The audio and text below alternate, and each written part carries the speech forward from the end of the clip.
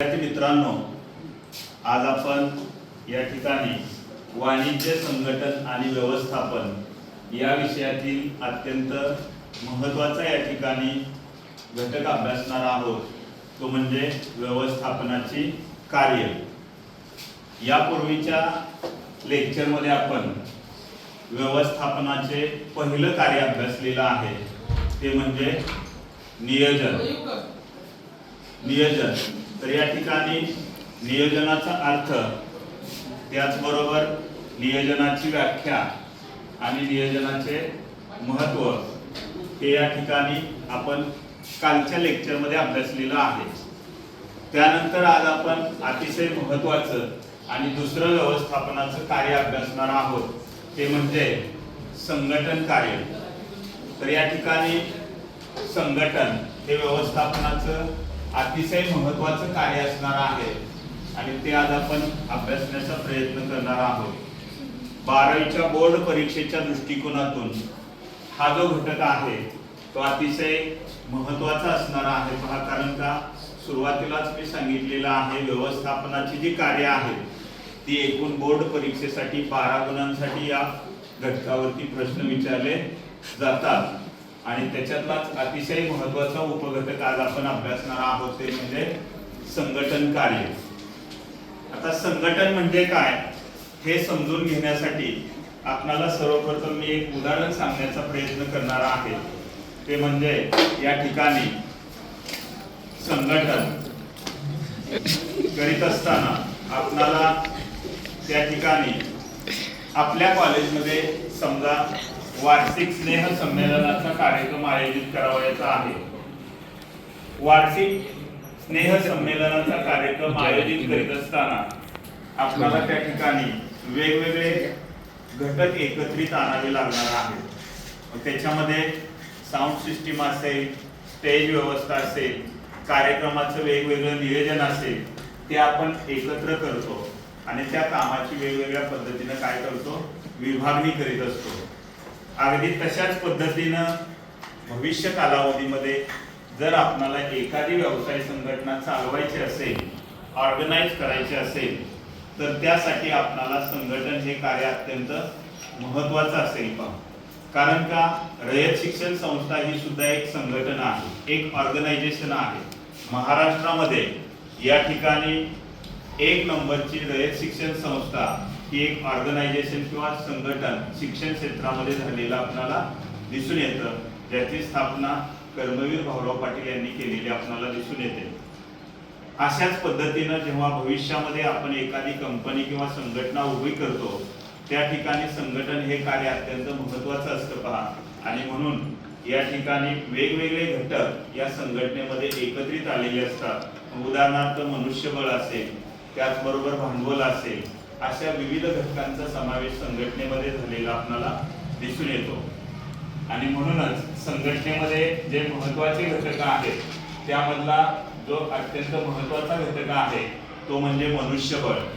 कुठला महत्त्वाचा घटक असतो संघटनेमधला? मनुष्यबळ।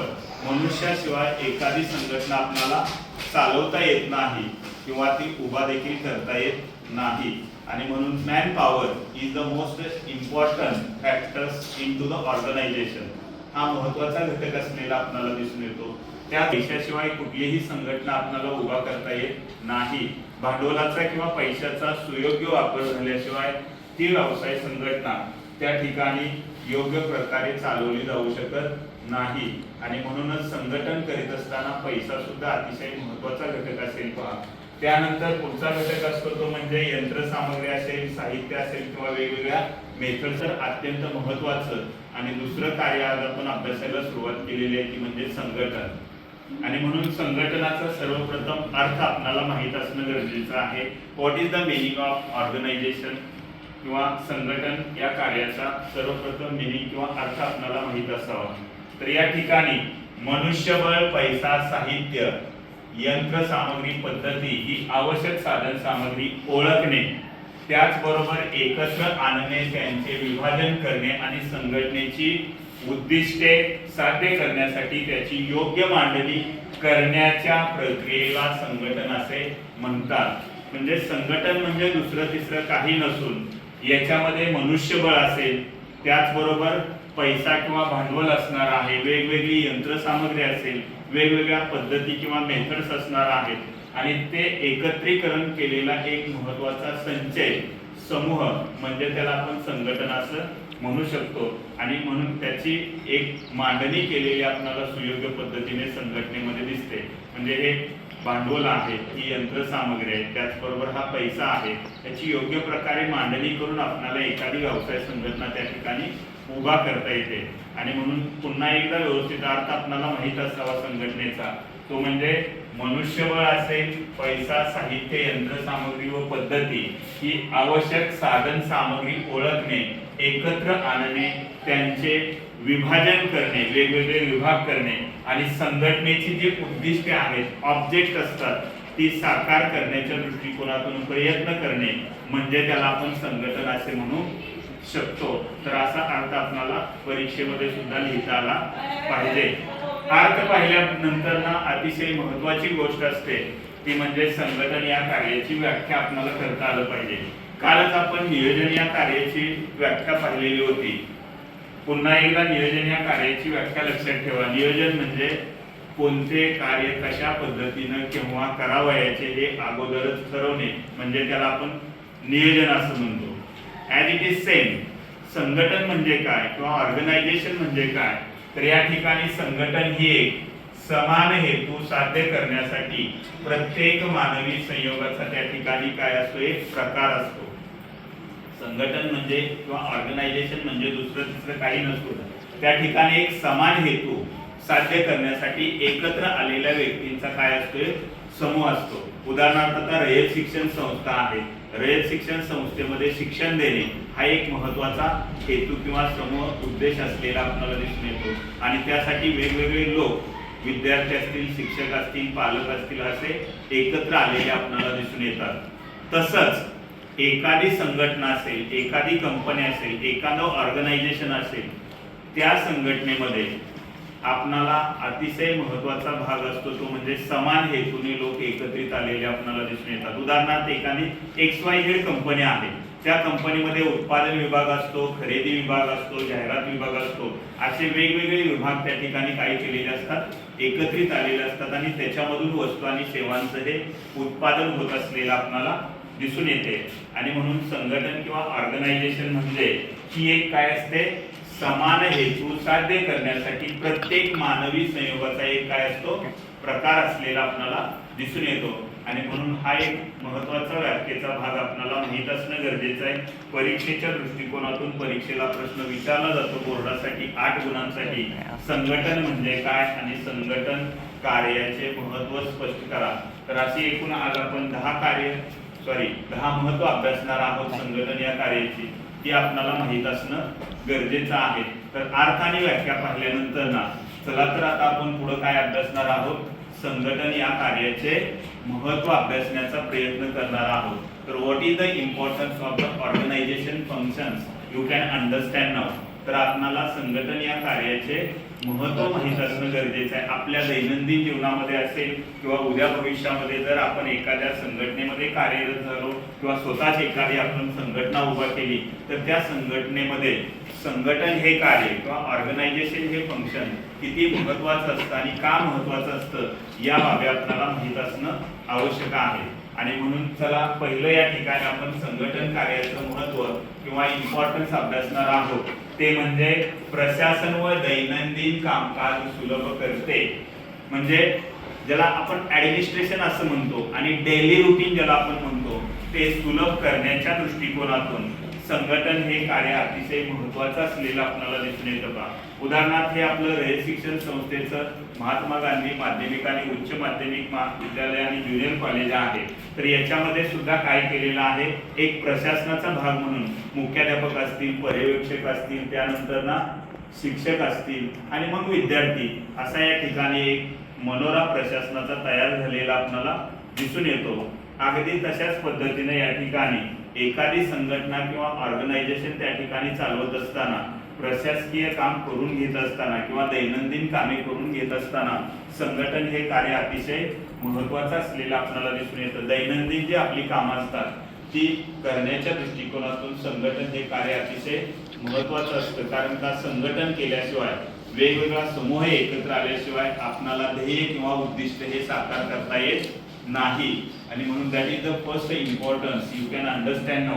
पहिलं या ठिकाणी आपल्याला महत्त्व संघटन या कार्याचं माहीत असणं गरजेचं आहे. ते म्हणजे कुठलं? प्रशासन व दैनंदिन कामकाज सुलभ करण्यासाठी संघटन हे कार्य अतिशय महत्त्वाचं. त्यानंतर दुसरं महत्त्व आपल्याला संघटन या कार्याचं सांगता येणार आहे ते म्हणजे विशेषीकरण घडून येते. म्हणजे स्पेशलायझेशन या ठिकाणी आपल्याला संघटन कार्यामुळे दिसून येतं. पहा, एक विशेष किंवा वेगळेपण या ठिकाणी आपल्याला संघटन या कार्यामुळे दिसून येतं. आणि म्हणून या ठिकाणी जर आपल्याला कामाची विभागणी करून देता आली, आता सुद्धा या ठिकाणी कॉलेजमध्ये पहा, कॉमर्स असेल, कला असेल, विज्ञान असेल, या ठिकाणी वेगवेगळ्या टीचरना त्यांचं काय केलेलं आहे? एक विशेषीकरण केलेलं आहे. कला शाखेमध्ये त्या ठिकाणी इंग्रजीचे शिक्षक असतील, वाणिज्य शाखेमध्ये अकाउंटचे शिक्षक असतील, सायन्समध्ये त्या ठिकाणी फिजिक्सचे शिक्षक असतील. ह्याचं काय झालेलं आहे? स्पेशलायझेशन झालेलं आपल्याला दिसून येतं. तसं एखाद्या संघटनेमध्ये सुद्धा जर आपण विशेषीकरण केलं, उत्पादन विभाग असेल, खरेदी विभाग असेल, जाहिरात विभाग असेल, असे वेगवेगळे जर विभाग केले तर त्या विभागातून आपल्याला चांगल्या पद्धतीनं काम करून घेता येते. आणि म्हणून हे एक महत्त्वाचं स्पेशलायझेशन हे संघटन कार्याचं अत्यंत आणि महत्त्वाचं दुसरं महत्त्व आपल्याला या ठिकाणी सांगता येतं की विशेषीकरण केल्यामुळे, कामाचे विभाजन केल्यामुळे चांगल्या पद्धतीने काम करून घेता येते. त्यानंतर महत्त्वाचं आणि तिसरं या ठिकाणी आपल्याला संघटन या कार्याचं महत्त्व सांगता येणार आहे ती म्हणजे कामाची निश्चिती करता येते. कुणी कोणतं काम करावं याचं आहे ते अगोदरच नियोजनामध्ये काय केलेलं असतं? निश्चित केलेलं असतं. आणि ते निश्चित केल्यामुळे आपणाला या ठिकाणी काय करता येतं? कामाचे एक निश्चितीकरण करता येते. उदाहरणार्थ एक कंपनी आहे किंवा एखादी संघटना आहे, त्याच्यामध्ये कुठल्या व्यक्तीने काय काम करावं याचे आहे हे या ठिकाणी ठरवून दिलेलं आपल्याला दिसून येते. पहा, आणि म्हणूनच या ठिकाणी कामाची निश्चिती करण्याच्या दृष्टिकोनातून संघटन हे कार्य अत्यंत महत्त्वाचे असते. पहा, योग्य कामावर योग्य व्यक्तीची नियुक्ती किंवा नेमणूक त्या ठिकाणी आपल्याला करता येते.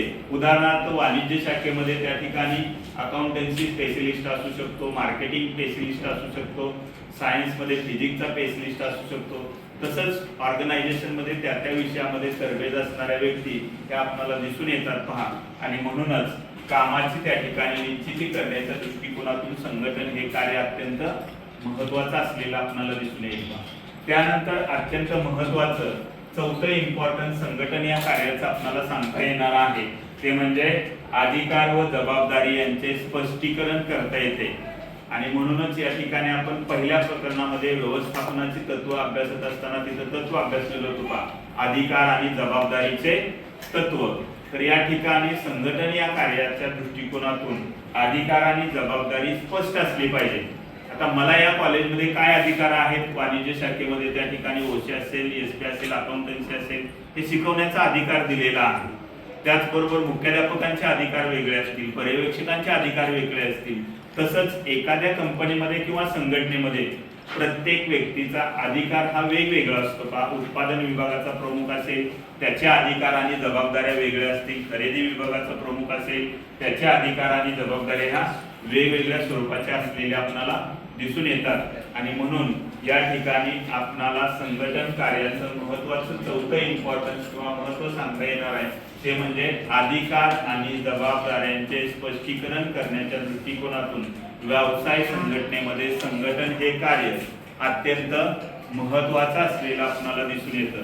त्यानंतर अतिशय महत्त्वाचं आणि पाचवं इम्पॉर्टन्स संघटन या कार्याचं बाळांनो आपल्याला सांगता येणार आहे ते म्हणजे समन्वय स्थापित करण्याच्या दृष्टिकोनातून म्हणजे कोऑर्डिनेशन करण्याच्या दृष्टिकोनातून संघटन हे कार्य अत्यंत महत्त्वाचं असतं. पहा, एखादी व्यवसाय संघटना जर आपण डोळ्यासमोर आणली तर त्याच्यामध्ये खरेदी विभाग असेल, विक्री विभाग असतो, जाहिरात विभाग असतो. एक विभाग हा दुसऱ्या विभागावरती अवलंबून असलेला आपल्याला दिसून येतो. आपल्या सुद्धा कॉलेजमध्ये या ठिकाणी कला विभाग आहे, वाणिज्य विभाग आहे, विज्ञान विभाग आहे. वेगवेगळे विभाग त्या ठिकाणी तयार करून ही संघटना किंवा हे कॉलेज चालवलं जात आहे. अगदी तशाच पद्धतीनं एखाद्या संघटनेमध्ये किंवा कंपनीमध्ये किंवा ऑर्गनायझेशनमध्ये समन्वय किंवा कोऑर्डिनेशन घडवून आणण्याच्या दृष्टिकोनातून एक विभागाचं दुसऱ्या विभागामध्ये जर समन्वय असेल तरच त्या ठिकाणी आपल्याला व्यवस्थापन हे योग्य पद्धतीने करून घेता येते। आणि म्हणूनच संघटन या कार्याचं अतिशय महत्त्वाचं आणि पाचवं इम्पॉर्टन्स या ठिकाणी आपल्याला सांगता येतं ते म्हणजे समन्वय प्रस्थापित करण्याच्या दृष्टिकोनातून कुठलेही कार्य सुरळीतपणे करून घेण्याच्या दृष्टिकोनातून संघटन हे कार्य अत्यंत महत्त्वाचं असलेलं आपल्याला दिसून येतं पहा। आणि म्हणून ते पाचवं महत्त्व आपल्याला संघटन कार्याचं सांगता येईल ते म्हणजे समन्वय प्रस्थापित करण्याच्या दृष्टिकोनातून संघटन हे कार्य अत्यंत महत्त्वाचं आहे। त्यानंतर ना सहावं आणि अतिशय महत्त्वाचं इम्पॉर्टन्स आपल्याला या ठिकाणी संघटन या कार्याचं सांगता येईल ती म्हणजे प्रभावी प्रशासनासाठी मदत करते। तर आपलं जर प्रशासन चांगलं असेल, प्रशासन चांगलं करून घ्यायचं असेल, ऍडमिनिस्ट्रेशन त्या ठिकाणी चांगलं करून घ्यायचं असेल तर संघटन हे कार्य व्यवसाय संघटनेमध्ये अत्यंत महत्त्वाचे असते पहा। ज्या व्यक्तीला त्या विभागाचा प्रमुख म्हणून नेमण्यात आलेला आहे त्या व्यक्तीकडून ते काम करून घेण्याच्या दृष्टिकोनातून किंवा आपली जी जबाबदारी आहे, आपलं जे कार्य आहे ते सुयोग्य पद्धतीने करून घेण्याच्या दृष्टिकोनातून संघटन हे कार्य व्यवसाय संघटनेमध्ये अत्यंत महत्त्वाचे असते। आणि म्हणूनच या ठिकाणी पाचवं इम्पॉर्टन्स संघटन या कार्याचं आपल्याला सांगता येणार आहे ते म्हणजे प्रभावी प्रशासन किंवा ऍडमिनिस्ट्रेशन करून घेण्याच्या दृष्टिकोनातून संघटन हे कार्य अत्यंत महत्त्वाचे असते। कारण का संघटन या कार्यामुळे प्रत्येक प्रमुखाला त्याच्या कामाचे वाटप करून देण्यात आलेले असते आणि ते काम योग्य पद्धतीनं चालते आहे का नाही याबाबत त्या ठिकाणी पाठपुरावा आपल्याला करून घेता येतो। आणि म्हणूनच हे महत्त्वाचं सहावं इम्पॉर्टन्स संघटन कार्याचं सांगता येतं ते म्हणजे प्रभावी प्रशासनासाठी मदत करते। त्यानंतर सातवं आणि अत्यंत महत्त्वाचं या ठिकाणी इम्पॉर्टन्स आपल्याला सांगता येणार आहे ते म्हणजे वाढ आणि विविधतेसाठी उपयुक्त असते। जर व्यवसाय संघटनेमध्ये आपल्याला ग्रोथ करायचा असेल, व्यवसाय संघटना वाढवायची असेल तर त्या ठिकाणी आपल्याला संघटन हे कार्य अत्यंत महत्त्वाचे असते पहा। कारण का त्या ठिकाणी व्यवसायामध्ये वाढ घडवून आणण्याच्या दृष्टिकोनातून मग भांडवलामध्ये वाढ असेल, त्याचबरोबर विक्रीमध्ये वाढ असेल, नफ्यामध्ये वाढ असेल, उत्पादनामध्ये वाढ असेल, ही जर घडवून आणायची असेल, प्रचंड त्या ठिकाणी आपल्याला वाढ आणि विकास करून घ्यायचा असेल तर हे संघटनेमध्ये महत्त्वाचं अत्यंत इम्पॉर्टन्स आपल्याला सांगता येणार आहे ते म्हणजे वाढ आणि विविधतेमध्ये उपयुक्तता घडवून आणण्याच्या दृष्टिकोनातून संघटना अतिशय महत्त्वाची असते पहा। आणि म्हणूनच या ठिकाणी सुरळीतपणे आणि कार्यक्षमपणे कामकाज चालवण्याच्या दृष्टिकोनातून संघटन हे व्यवस्थापनाचं अत्यंत महत्त्वाचं कार्य आहे। त्यानंतर ना आठवं आणि अत्यंत महत्त्वाचं या ठिकाणी संघटन कार्याचं महत्त्व किंवा इम्पॉर्टन्स आपल्याला सांगता येणार आहे ते म्हणजे सुरक्षिततेची भावना निर्माण करते किंवा सुरक्षिततेची भावना निर्माण करण्याच्या दृष्टिकोनातून संघटन हे कार्य व्यवसाय संघटनेमध्ये अत्यंत महत्त्वाचे आहे पहा। कारण का कर्मचाऱ्यांना त्यांची जी काही दिलेली कार्य आहेत ती कार्य योग्य पद्धतीने करून घेण्याच्या दृष्टिकोनातून आणि सुरक्षित पद्धतीने त्या ठिकाणी काम करून घेण्याच्या दृष्टिकोनातून संघटन हे कार्य महत्त्वाचे असते। कारण का कामाचे विभाजन त्या ठिकाणी करून देण्यात आलेले असते, कर्मचाऱ्यांना त्या ठिकाणी मानसिक समाधान प्राप्त झालेलं आपल्याला दिसून येतं आणि त्यामुळेच या ठिकाणी सुरक्षिततेची भावना प्रत्येक कर्मचाऱ्यांच्या मनामध्ये निर्माण करण्याच्या दृष्टिकोनातून संघटन हे कार्य अतिशय महत्त्वाचं असलेलं आपल्याला दिसून येतं। त्यानंतर नववं आणि अतिशय महत्त्वाचं इम्पॉर्टन्स संघटन या कार्याचं आपल्याला सांगता येणार आहे ते म्हणजे नवीन उपक्रमांना वाव देण्याच्या दृष्टिकोनातून इनोव्हेशन्स ज्याला आपण म्हणतो, नवीन जर उपक्रम व्यवसाय संघटनेमध्ये त्या ठिकाणी आपणाला घडवून आणायचे असतील, कमीत कमी किमतीमध्ये दर्जेदार वस्तू आणि सेवा जर निर्माण करावायचे असतील, चांगल्या प्रकारचा नफा जर त्या ठिकाणी मिळवायचा, आपण तयार करत असलेल्या वस्तू आणि सेवा याच्यामध्ये इनोव्हेशन्स किंवा नवनिर्मिती हे असणं गरजेचं आहे तरच व्यवसाय संघटना ती दीर्घकाळ चालू शकते। आणि म्हणून संघटनेच्या दृष्टिकोनातून एक अत्यंत महत्त्वाचं नववा आपल्याला इम्पॉर्टन्स सांगता येईल पहा, नवीन उपक्रमांना वाव देण्याच्या दृष्टिकोनातून संघटन हे कार्य अत्यंत महत्त्वाचं असलेलं आपल्याला सांगता येणार आहे पहा। आणि शेवटचं आणि अतिशय महत्त्वाचं इम्पॉर्टन्स संघटन या कार्याचं सांगता येईल ती म्हणजे संसाधनांचा पर्याप्त वापर करून घेण्याच्या दृष्टिकोनातून संघटन हे कार्य अत्यंत महत्वाचं असतं. आता संसाधने म्हणजे काय, तर या ठिकाणी व्यवसाय संघटना जर आपण डोळ्यासमोर आणली किंवा साधं उदाहरण, हे आपलं कॉलेज आहे. कॉलेजमध्ये तुम्ही क्लासरूम मध्ये बसलेला आहात. या क्लासरूम मध्ये सुद्धा आपल्या कॉलेजची काही संसाधनं आहेत का, हे लेक्चर स्टँड असतील, इंटरॅक्टिव्ह पॅनल बोर्ड आहेत, त्याचबरोबर डेस्क आहेत. ही सगळी काय आहेत, संसाधनं आहेत अध्ययन आणि अध्यापन करण्यासाठी, शिकणे आणि शिकवण्यासाठी. तसं कंपनीमध्ये एखाद्या वस्तू आणि सेवा आपल्याला जर उत्पादित करावायच्या असतील तर त्या सेवा आणि वस्तू उत्पादन करण्यासाठी विविध संसाधने एकत्र आणलेली, त्यामध्ये मनुष्यबळ असेल, भांडवल असेल, यंत्रसामग्री असेल, असे विविध घटक त्या ठिकाणी एकत्रित आणलेले आपल्याला दिसून येतात. आणि अशा संसाधनांचा सुयोग्य पद्धतीने जर आपण वापर केला तर व्यवसाय संघटना ही उच्च शिखरावरती पोहोचलेली आपल्याला दिसून येते. आणि म्हणून साहजिकच संघटन या कार्यामधलं शेवटचं आणि अतिशय महत्वाचं इम्पॉर्टन्स आपल्याला सांगता येणार आहे ते म्हणजे संसाधनांचा पर्याप्त म्हणजे सुयोग्य पद्धतीने वापर करणे, म्हणजे कमीत कमी किमतीमध्ये दर्जेदार वस्तू आणि सेवा निर्माण करण्याच्या दृष्टिकोनातून संघटन हे कार्य अतिशय महत्वाचं असलेलं आपल्याला दिसून येते. तर अशा पद्धतीने आज आपण या ठिकाणी व्यवसाय संघटनेची जी विविध कार्य आहेत त्यामधलं अत्यंत महत्वाचं आणि दुसरं कार्य अभ्यासलेलं आहे ते म्हणजे संघटन. संघटन या कार्याचा आपण अर्थ अभ्यासला, संघटन या कार्याची व्याख्या अभ्यासलेली आहे आणि त्याचबरोबर संघटन कार्याचे हे विविध महत्व किंवा importance of the organisation functions today we will learn. तर या ठिकाणी आज आपण हा अतिशय महत्वाचा भाग अभ्यासलेला आहे.